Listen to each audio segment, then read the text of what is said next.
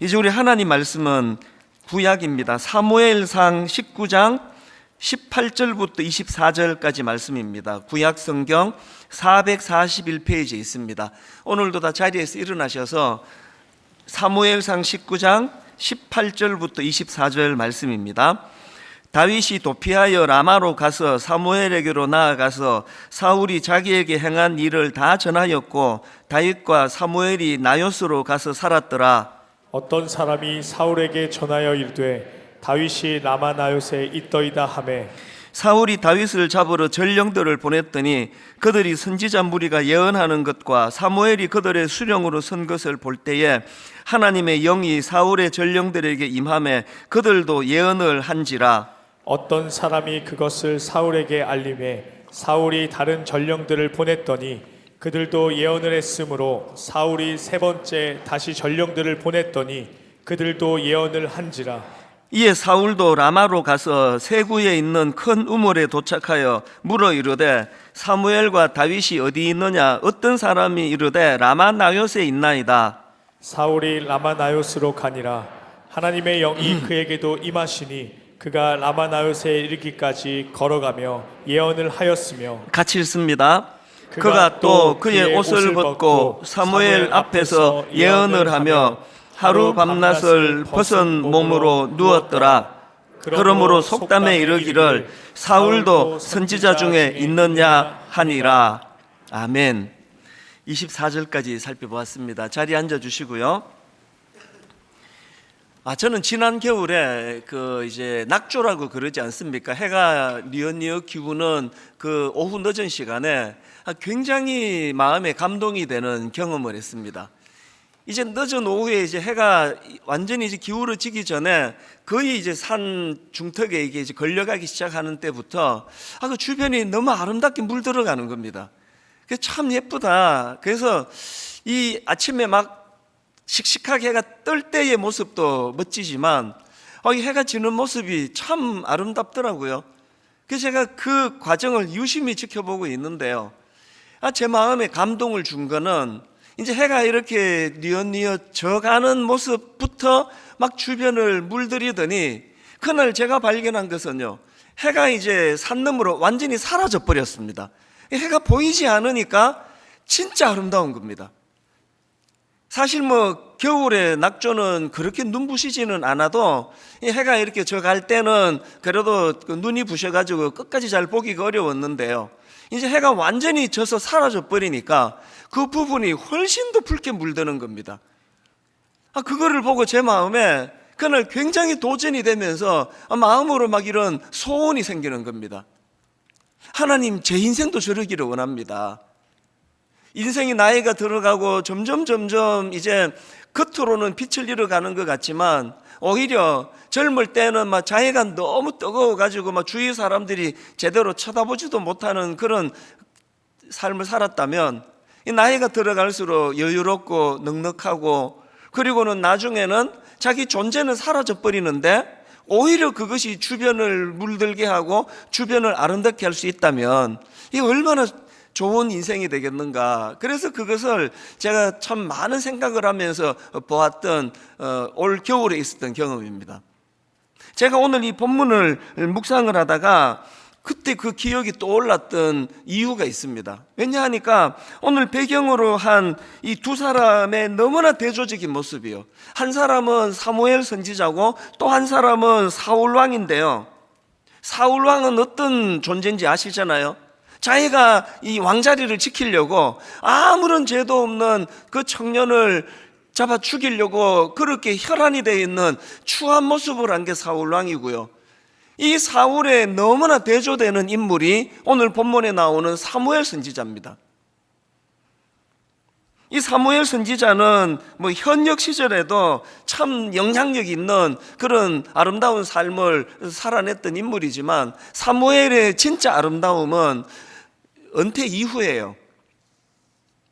마음먹기 따라가지고 얼마든지 더 큰 권력을 탐할 수 있고 심지어는 한번 왕에 도전해 볼 수 있는 그런 권력과 파워를 갖고 있었던, 또 많은 백성들이 그를 따르고 추종했던 인물이 사무엘인데 그러나 그는 노년에 미련 없이 그 모든 것들을 다 내려놓고 고향으로 내려가서 사람 키우는 일에 전념을 합니다. 오늘 본문 사무엘상 19장 19절에 보면은 이런 내용이 나옵니다. 어떤 사람이 사울에게 전하여 이르되 다윗이 라마 나요에 있더이다. 이 라마 나요시 이게 그 사무엘이 세운 공동체인데요. 이 라마는 그 사무엘 선지자의 고향입니다. 라마는 고향 이름이고요. 나요트 이건 그 거처 혹은 기숙사 이런 뜻을 가진 단어입니다. 그러니까 라마 나요트 이 공동체는요, 사무엘이 자기 고향 라마에다가 세운 선지 학교다, 이렇게 풀어 설명할 수가 있습니다. 정치를 보고 하면은 그 권력을 맛본 사람이 이제 막 그 권력을 내려놓지 못해가지고 뭐 무리수를 두고 이런 게 역사적으로 뭐 얼마나 정치적으로 이런 일이 많습니까? 그런데 나 아니면 안 된다. 사무엘이 그런 생각을 일절하지 않고 딱 자기 역할은 여기까지다라고 생각이 되니까 그렇게 모든 것들을 다 내려놓고 그렇게 낙향해서 고향에서 그 다음 세대를 기약하면서 사람을 키우는 이 모습이 저에게는 굉장히 도전이 되는 것 같습니다. 한국 교회가 많이 어렵다 뭐 이런 이야기들 많이 하지만요, 오늘 이런 시대에 이 우리 기성세대가 그저 나 아니면 안 된다는 탐욕에 쩔어서 그 청년들을 죽이려고 혈안이 되어 있는 그런 그 사울왕의 길을 걸어가는 것이 아니라 자기는 뒤로 감추고, 제가 그 겨울에 낙조를 보면서 하나님, 내 이후의 인생이 저러기를 원합니다, 그렇게 소원했던 것도 우리 모두가 다 정답을 알아요. 우리는 악한 사울이 걸어갔던 길이 아니라 자기는 물러가고 자기는 사라지면서 사람을 길러내려고 했었던 사무엘의 길을 걸어가는 것이 정답이다, 우리 다 알고 있지 않습니까? 이런 내용을 배경으로 한 게 오늘 본문인데요, 오늘 본문에 보면은 다윗이 그 사울 왕의 그 살해 위협으로 인생의 절체절명의 위기를 만납니다. 그 내용이 오늘 본문 18절입니다. 다윗이 도피하여 라마로 가서 사무엘에게로 나아가서 사울이 자기에게 행한 일을 다 전하였고 다윗과 사무엘이 나요스로 가서 살았더라. 여러분이 짧은 한마디, 다윗이 도피하여라는 이 한마디 안에는요, 엄청난 그 사건 스토리가 여기 담겨져 있는 겁니다. 이제 본격적으로 이제 그 권력자 사울 왕이 이제 나 다윗을 죽일 거라고 그렇게 아예 천명을 하고요, 그리고 실제로 창을 던져서 이 다윗을 죽이려고 했는데 겨우 목숨을 부지해가지고 지금 이제 도망을 간 게 오늘 본문의 배경인데요, 그 상황에서 다윗이 누구를 찾느냐? 사무엘 선지자를 찾습니다. 사람이요, 막 너무 잘 풀리고 막 일이 잘 되고 성공하고 신나면은 막 이거 나눌 사람은 많아요. 막 모두가 다 축하해주고 기뻐해 주는 건 쉬운데요, 다윗처럼 이제 뭐 이거 완전 인생 이제 뭐 절벽이다, 벼랑 끝에 섰다, 이제 나는 죽을 때가 됐다, 이럴 때 그 아픔을 나눌 사람은 생각보다 많지 않습니다. 오늘 본문도 한번 상상을 해보십시오. 그렇게 사울왕의 살해 위협을 피해가지고 이제 라만나요 공동체로 찾아가서 사무엘을 찾았더니 세상의 인심은요, 이게 정상이에요. 아니 지금 왕이 너 죽이려고 혈안이 돼 있는데 이리로 어떡하니? 그럼 너만 위험한 게 아니라 우리 다 위험해져, 미안하지만 빨리 더 멀리로 나가면 좋겠다, 이게 세상 인심 아닙니까? 그런데 고맙게도요, 사무엘은 따뜻하게 그를 맞이해 줘요, 다윗을. 그래서 제가 이런 다윗의 모습을 보면서 참 교회란 데가 뭐 젊을 때 뭐 신앙 갖기가 쉽지가 않잖아요. 젊을 때 하나님 만나고 믿고 쉽지 않아요.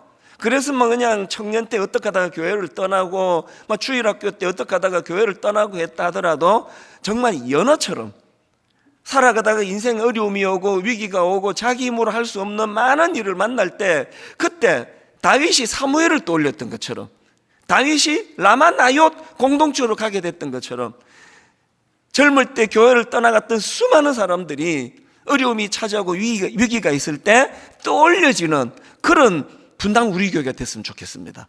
그래서 그때 그 교회에서 만났던 사무엘과 같은 고마웠던 귀한 어른들이 참 많았는데, 이런 점에서 이제 다윗을 따뜻하게 맞아준 사무엘을 제가 분석을 해보다 보니까요, 위기를 만난 다윗을 위해서 사무엘이 해준 게 결정적으로 두 가지 고마운 일을 했습니다.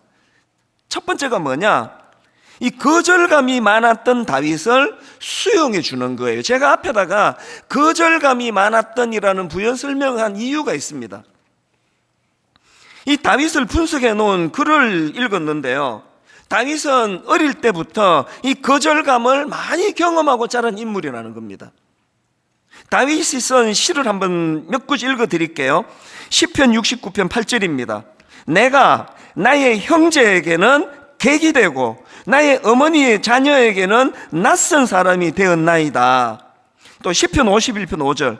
내가 죄악 중에 출생하였으며 어머니가 죄 중에서 나를 잉태하였나이다.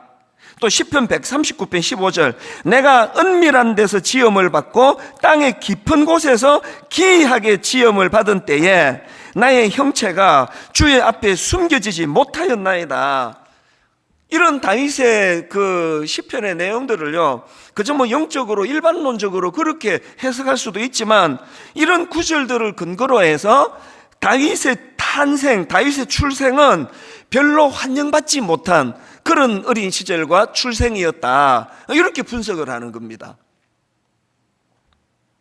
그런가 하면은 다윗의 가정은 그 한 사람의 인격을 소중히 여기는 그런 분위기의 가정이었다기보다는 그 사람이 가진 기능과 쓸모를 더 중요하게 여기던, 어떤 면에서는 엮이는 가정이었다, 그런 분석도 제가 하는 글을 봤거든요.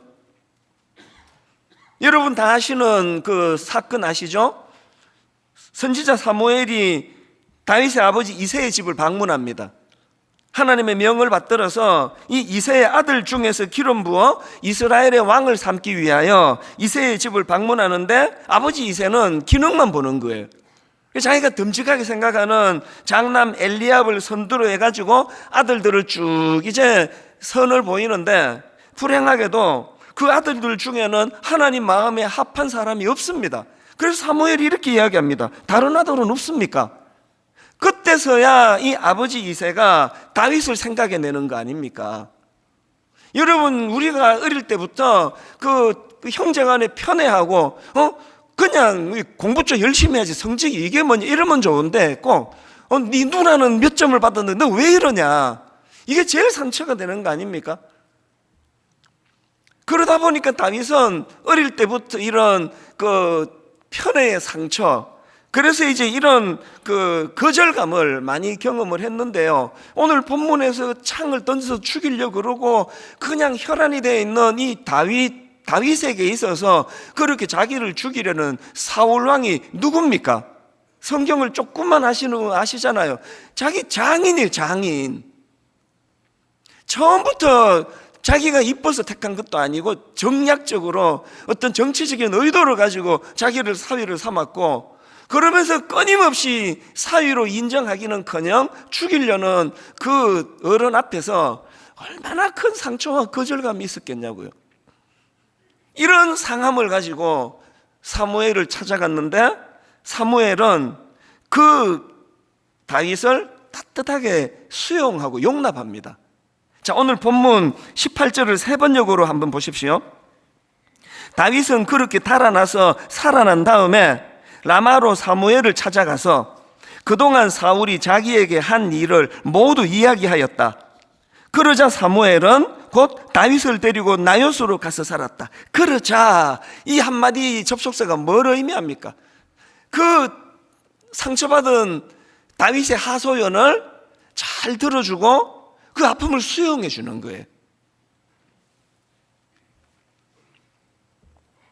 지난주에 제가 우리 교회에서 오래 찬양 사역을 했던 목사님의 설교를 우연히 듣게 됐는데요, 참 우리 교회는 부교역자 복이 좀 있잖아요. 좋은 교육자들이 참 많습니다. 그리고 찬양 사역자들도 얼마나 예배에 도움이 되는지 모릅니다. 이 목사님도 오래 그렇게 찬양 사역을 한 분인데요. 이게 설교 중에 이제 엄청나게 부끄러운 간증을 하는 겁니다. 이제 이분이 이제 찬양 사역을 같이 시작했던 그 대학생 때라고 그러네요. 너무나 중요한 어떤 집회에 이제 이 팀이 이제 찬양을 맡게 된 겁니다. 근데 이제 이 목사님이 대학교 다닐 때 이 크리스찬 청년 사이에 이런 게 유행이었대요. 복음성가 하나 부르고 연결해가지고 유행가 부르고, 그래서 막 자기들끼리 깔깔거리고 웃고 뭐 이런 게 이제 굉장히 유행이던 때에 아마 이 목사님도 좀 그렇게 좀 놀았나 보죠. 너무나 중요한 이제 이 선교사님이 설교하시고요. 이제 콜링, 우리 때는 많이 그랬습니다. 세계가 여러분을 부릅니다. 선교 사역에 헌신할 청년 없습니까? 그래서 이제 막 일으켜 세우고, 그러면 막 일어나서 눈물을 흘리면서 콜링하고, 이제 그때 이제 찬양팀이 반주로 이제 그거를 또 분위기를 또 도와주고 그러지 않습니까? 이 선교사님이 이렇게 콜링하고, 그리고는 이제 내려가시고, 이 목사님이 이제 대학생 때 인도하는 그 찬양팀이 나와서 이제 찬양을 하는데, 이 목사님이 그 선곡한 게 이 찬양입니다. 사막에 샘이 넘쳐 흐르리라, 사막에 꽃이 피어 향내 내리라. 이제 막 열정적으로 이 찬양을 이제 선곡했는데요. 이 목사님이 이제 실수를 한 거예요. 이 찬양 이렇게 불렀답니다. 사막에 샘이 넘쳐 흐르리라, 사막에 꽃이 피어 향내 내리라. 그 누가 아무리 자기네 땅이라고 우겨도, 이 대학생 인도자가 경험도 없는데 뭐 어쩌다가 그랬는지 저는 몰라요. 갑자기 전혀 안 맞는 독도는 우리 땅, 이 찬양이 연결해서 툭 나온 거예요. 이게요, 경험도 없는데 갑자기 막 사람도 웃고 막 이러면은요, 머리가 하얘져요. 저는 요즘도 그런 악몽을 꿔요. 앞에서 뭐 한번 이렇게 버벅거렸는데 그 다음에는 맥이 안 잡혀가지고 막 우왕좌왕 이렇게 하는 경우들이 그 신학교 다니고 이럴 때, 초보 때는 그럴 때가 있거든요. 이 목사님이 너무 당황이 돼서 보니까요, 막 울면서 결단해서 선 사람들도 다 웃고요, 막 키득키득거리고 뭐 그렇게 이제 그 예배가 끝나고 막 반주하는 팀 다 도망가고요. 이 수습이 안 되는 거예요. 이 사람이요, 그 실수할 거리가 있고 그 범위가 있잖아요. 이거 범위를 넘은 거예요. 아니 지금 심각하고 진지한 그 자리에서, 그래서 이제 이 목사님은 어쨌겠냐고요. 그런데 그날 너무나 감동적인 일이 일어난 겁니다. 그래서 이제 그냥 쥐구멍이라도 찾을 것 같이 그렇게 힘든 마음을 가지고 그 담당 목사님을 찾아갔더니요, 목사님이 뭐라고 하는, 농담으로 이걸 이렇게 받는 겁니다. 아니 하나님이 도대체 얼마나 크게 쓰시려고 사고를 쳐도 이렇게 크게 치냐? 앞으로 뭐 크게 될 거야. 그런데요, 그 설교에서 이 간증을 하면서 그 목사님이 이런 이야기를 하는 겁니다. 저는 누군가의 용납의 열매입니다. 와, 이게 굉장히 감동이 됐어요. 그리고 제가 그 목사님 알면 사과라도 한 박스 보내드리고 싶더라고요. 이 찬양 인도자 목사님이요, 저는 누군가의 용납의 열매입니다, 그렇게 고백을 할 때 이 목사님의 용납의 열매를 분당 우리 교회가 얼마나 오랫동안 누리고 있었느냐고요. 사무엘 25장에 보면은 사무엘이 이제 죽습니다. 그런데 저는 그 과정을 담은 구절에서 굉장히 마음에 도전이 되는 한 부분을 찾았는데요. 사무엘상 25장 1절입니다. 사무엘이 죽음에 온 이스라엘 무리가 모여 그를 두고 슬피 울며 라마 그의 집에서 그를 장사한지라. 그 다음 보세요. 다윗이 일어나 바란 광야로 내려가니라. 여러분, 사무엘이 죽자마자 다윗은 그가 머물던 라마를 떠나요. 뭘 의미합니까? 사무엘이 없는 라마는 다윗에게 아무 의미가 없는 곳이라는 겁니다. 도전이 되더라고요. 분당 우리 교회가 막 엄청나게 화려한 건물과 드림센터가 잘 만들어지고 막 이 교회 가면은 여러 가지 시설이 좋아서 청년들 눈길을 끄는 게 아니라 거기에는 사무엘이 있었기 때문에 학교를 빌려 쓰고 여러 가지 불편하지만 분당 우리 교회를 내가 떠날 수 없는 건 여기에 너무 귀한 어른들이 계시고 사무엘과 같은 그런 좋은 분들이 너무 계시기 때문에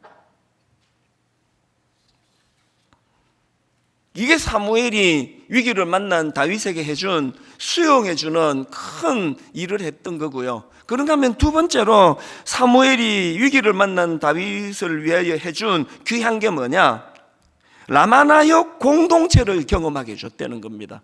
여러분, 그냥 한번 등 두드려 주는 일도 귀한 일이에요.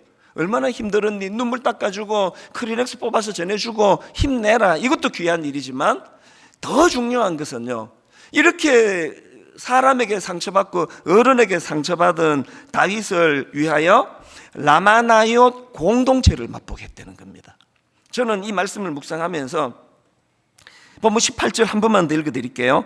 다윗이 도피하여 라마로 가서 사무엘에게로 나아가서 사울이 자기에게 행한 일을 다 전하였고 다윗과 사무엘이 나요스로 가서 살았더라.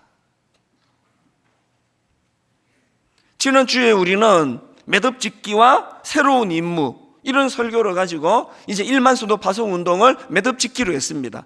저도 하나님께 날마다 기도합니다. 하나님, 제가 더 이상 29교회에 관여하고 간섭하고 밤나라 대추나라 일절하지 않기를 원합니다. 이제 떠나보내기를 원합니다. 이제 그 29교회는 분당 우리 교회랑 상관이 없습니다. 하나님과 그 교회 목사님과 성도님들이 그 교회를 인도해 갈 것입니다. 그래서 매듭짓기예요. 그리고는 우리에게 맡겨진 새로운 임무, 그리고 이번 주일이 어린이 주일이란 말입니다. 우리에게 어떤 임무가 있을까요? 주일학교를 살리는 거예요. 대학부 청년부를 살리는 겁니다. 많은 상처받은 거절감의 아픔을 갖고 있는 우리 청년들이, 우리 젊은이들이, 우리 청소년들이, 우리 주일학교 어린아이들이 분당 우리 교회야말로 우리 어른들이 하나님 앞에 기도하여 수고하여 만든 라마나옅 공동체가 되기를 원합니다. 이 교회에서 예수 잘 믿는 어른들이 참 많았더라. 이거는 지난주까지 일이에요. 이제 오늘 우리가 모두가 다 겨울철에 낙조가 되기를 원합니다. 이제 우리는 누릴 만큼 누렸지 않습니까? 이제 우리는 기울어지고 우리는 사라지고, 그래서 오히려 더 머문 그 자리가 더 아름다워지는 교회가 될 수 있도록 주일학교를 살리고 우리 대학부를 살리고 청년부를 살리고, 엿새 동안 다윗 입장에서 사울과 같은 악한 사람을 만나 상처받고 아파 눈물을 흘리며 주일날 교회를 찾으면 이 교회가 라마나옅 공동체에서 매 젊은이들이 회복이 일어나고 치유가 일어나는 이런 교회를 향한 꿈을 꾸는 저와 성도님들 되시기를 바랍니다. 그래서 저는 오늘요, 우리 교회가 이 라마나옅 공동체 같은 아름다운 공동체가 되기 위해서 두 가지 구비 조건이 필요합니다. 두 가지 구비 조건. 첫 번째 구비 조건이 뭐냐? 지도자의 솔선수범입니다. 사무엘이 이제 은퇴하고 사무엘상 12장에서 이제 고향인 라마로 내려가면서 이제 지난주 설교로 말하면 사무엘이 매듭짓기처럼 백성들에게 질문을 던집니다. 이게 굉장히 감동적이에요. 사무엘이 은퇴하면서 백성들에게 이런 질문을 던집니다. 사무엘상 12장 3절입니다. 내가 여기 있나니 여호와 앞과 그의 기름 부음을 받은 자 앞에서 내게 대하여 증언하라. 내가 누구의 소를 빼앗았느냐? 누구의 나귀를 빼앗았느냐? 누구를 속였느냐? 누구를 압제하였느냐? 내 눈을 흐리게 하는 뇌물을 누구의 손에서 받았느냐? 그리하면 내가 그것을 너희에게 갚으리라. 그랬더니요, 그 이야기를 들었던 백성들이 막 합창하듯이 이렇게 다들 이렇게 선포하는 겁니다. 4절입니다. 그들이 이르되 당신들이 우리를 속이지 아니하였고 압제하지 아니하였고 누구의 손에서든지 아무것도 빼앗은 것이 없나이다. 얼마나 아름다운 매듭입니까? 그렇게 은퇴해서 고향으로 내려가 너무나 아름다운 후학들을 키우는 공동체를 세울 때 왜 거기에서 능력이 나타납니까? 왜 거기에서 힘이 있습니까? 그 공동체를 이끄는 지도자 사무엘의 솔선수범이에요. 입만 가지고 이론만 가지고 가르치는 것이 아니었다는 거 아닙니까? 이건요, 신약으로 와서 사도 바울도 똑같습니다. 이제 하나님의 새로운 사명을 부여잡고 떠나가는 이 사울의 질문이 너무나 똑같습니다. 사울의 이 선언이요. 자, 사도행전 20장 18절부터 보십시오. 그들에게 말하되 아시아에 들어온 첫날부터 지금까지 내가 항상 여러분 가운데서 어떻게 행하였는지를 여러분도 아는 바니 곧 모든 겸손과 눈물이며 유대인의 간계로 말미암아 당한 시험을 참고 주를 섬긴 것과 유익한 것은 무엇이든지 공중 앞에서나 각 집에서나 그리낌 없이 여러분에게 전하여 가르치고. 사무엘하고 흐름이 너무 똑같지 않습니까? 솔선수범이에요. 사도 바울이 그렇게 위대한 하나님의 종이 될 수 있었던 건 말빨이 세고 막 황금의 입이다, 막 그 말에 설득당하지 않은 사람이 아무도 없다. 이것도 하나님의 은혜인지 모르지만요, 논리정연한 사도 바울의 머리보다 더 소중한 건 솔선수범입니다. 좀 큰 인물 됐다고 뭐 어떤 성도가 와가지고 기도 부탁하면, 아니 지금 내가 지금 얼마나 바쁜 사람인데 뭐 집사님 뭐 그런 것까지 나한테 부탁합니까? 이런 태도를 보이지 않았다는 거예요. 성도들 한 사람 한 사람을 어떻게 해요? 모든 겸손과 눈물로.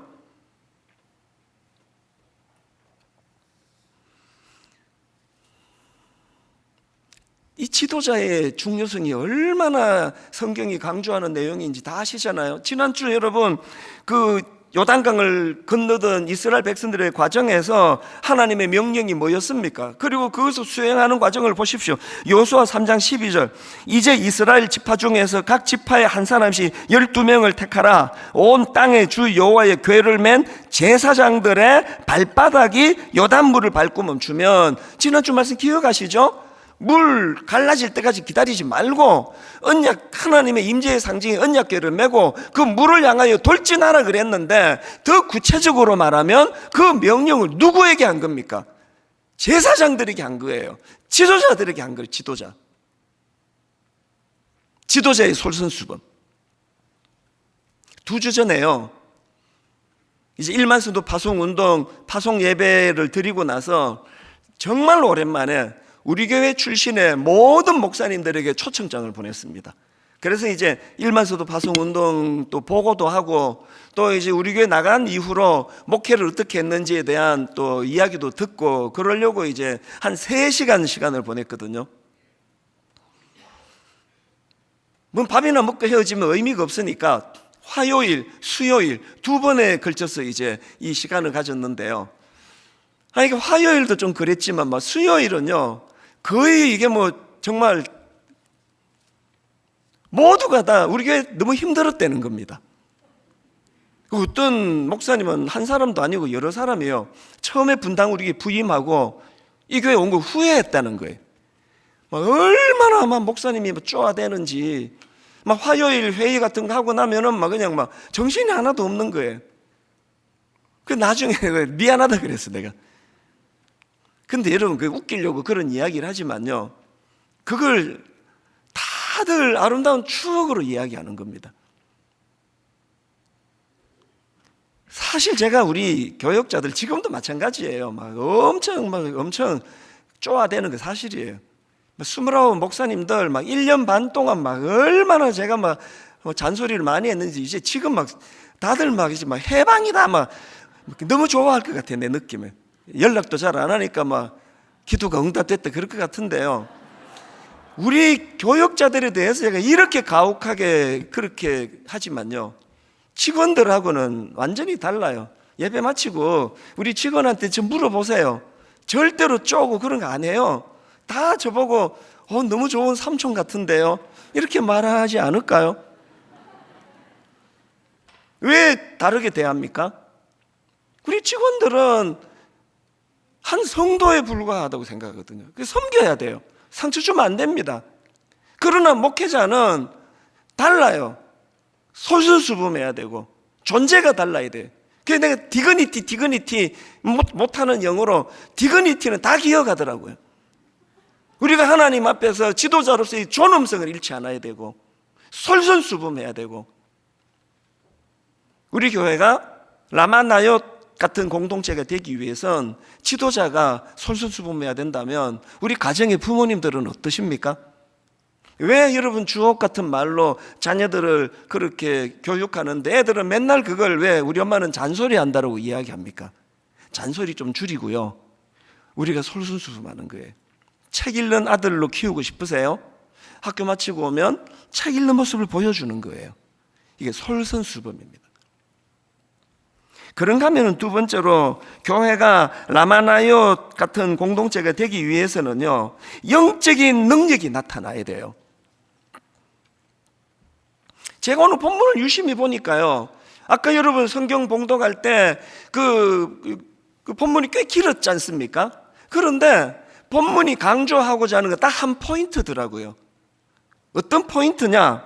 자, 본문 19절 20절 보십시오.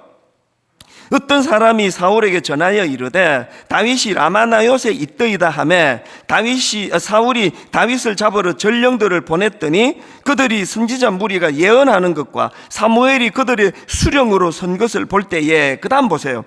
하나님의 영이 사울의 전령들에게 임하매. 이 어떤 배경인가 하면은 드디어 이제 사울 왕이 다윗이 어디로 숨어들었는가를 알게 된 겁니다. 그래서 이제 사람을 급파해가지고 그 다윗을 잡아오느라고 그런 거겠죠. 이 위기를 만난 거예요. 그런데 놀랍게도 라마나옅에 영적인 능력이 나타나서 이 하나님의 영을 통한 다윗의 보호해 주시는 역사가 일어난 겁니다. 이게 두 번 반복이 돼요. 심지어는요, 23절입니다. 같이 한번 읽어보실까요? 사울이 라마나옅으로 가니라 하나님의 영이 그에게도 임하시니.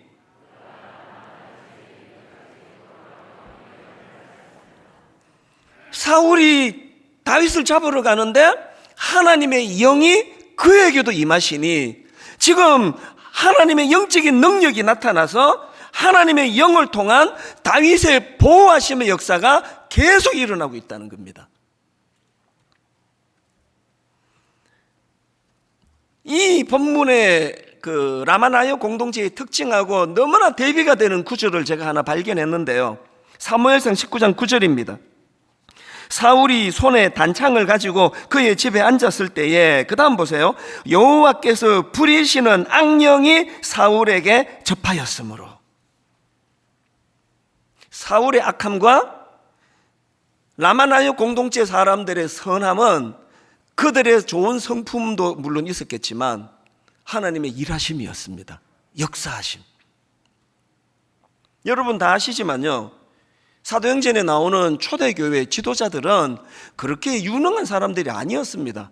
먼저 배운 게 많이 없고요, 뭐 고기 잡고 뭐 이러는데 뭐 학문에 관심을 가질 필요가 없지 않습니까?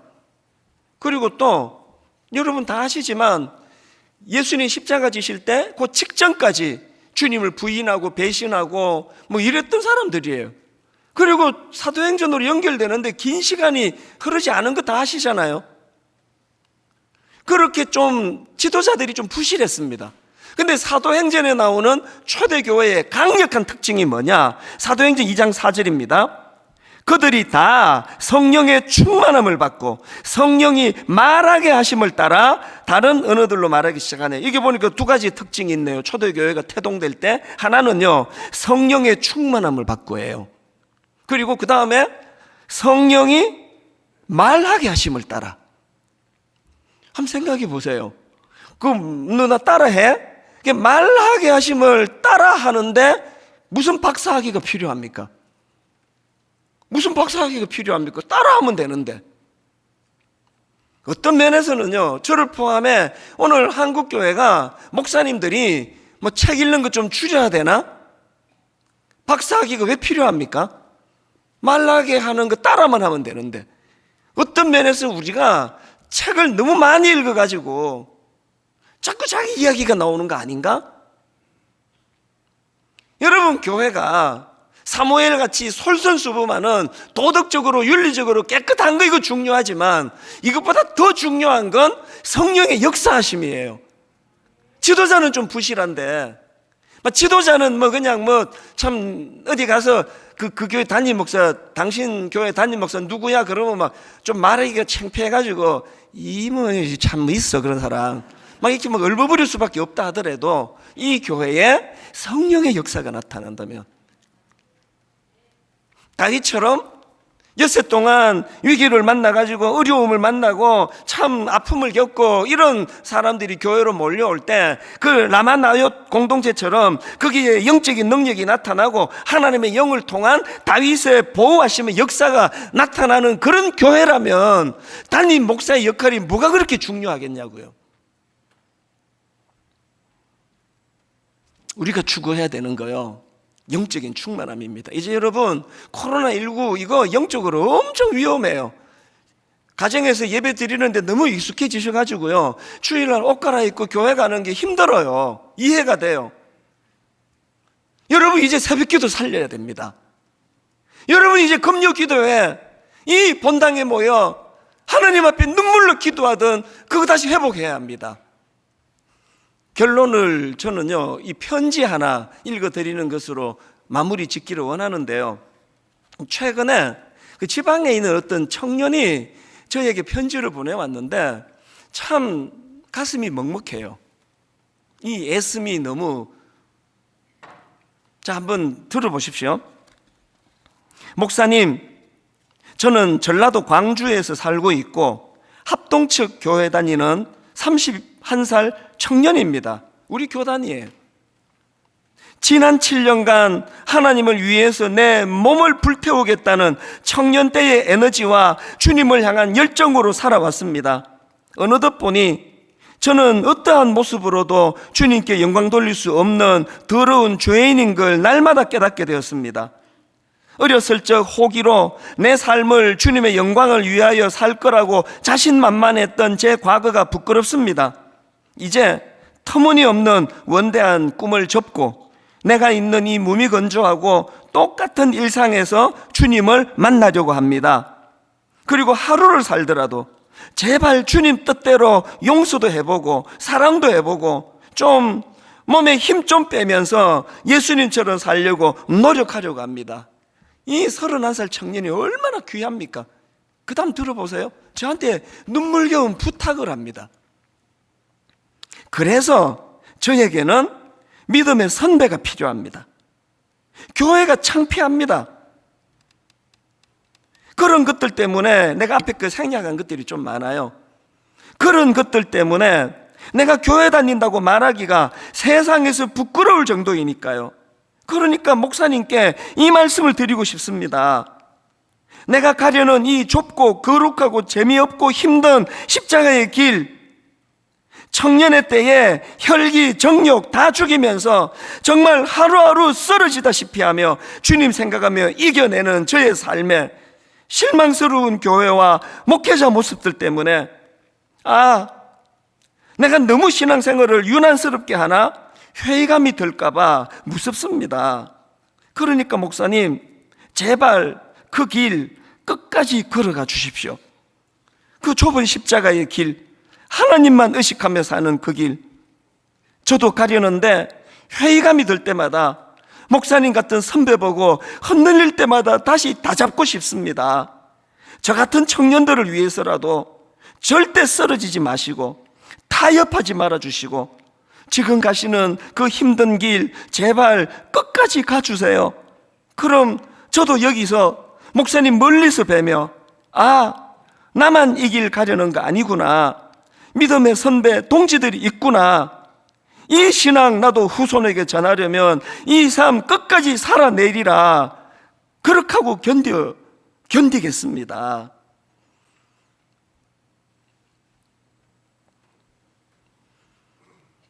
젊은 청년이 이렇게 예수 잘 믿으려고 애를 쓰는데 우리 같은 목사들이 교회가 그게 방해가 된대요.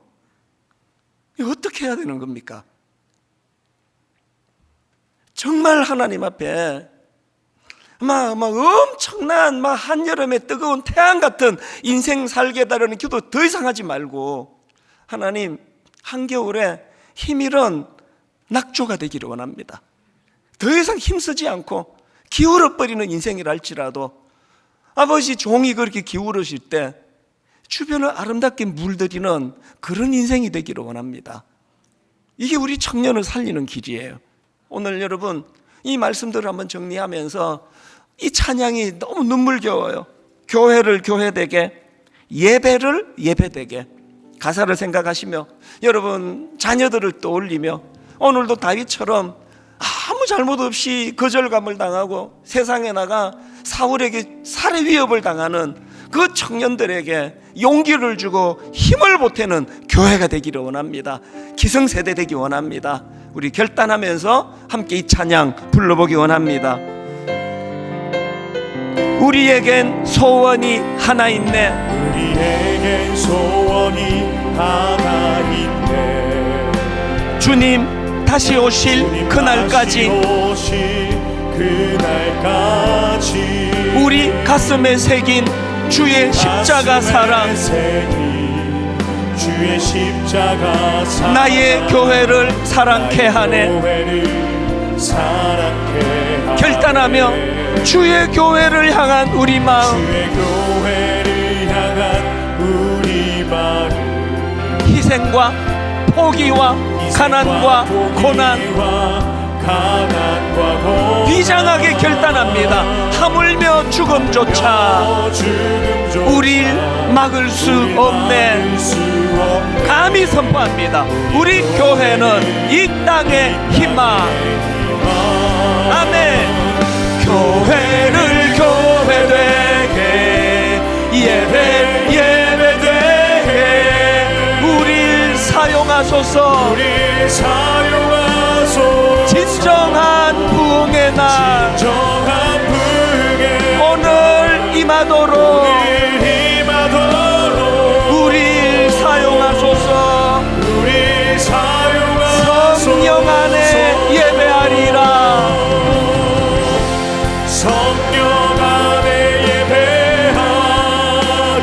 자유의 마음으로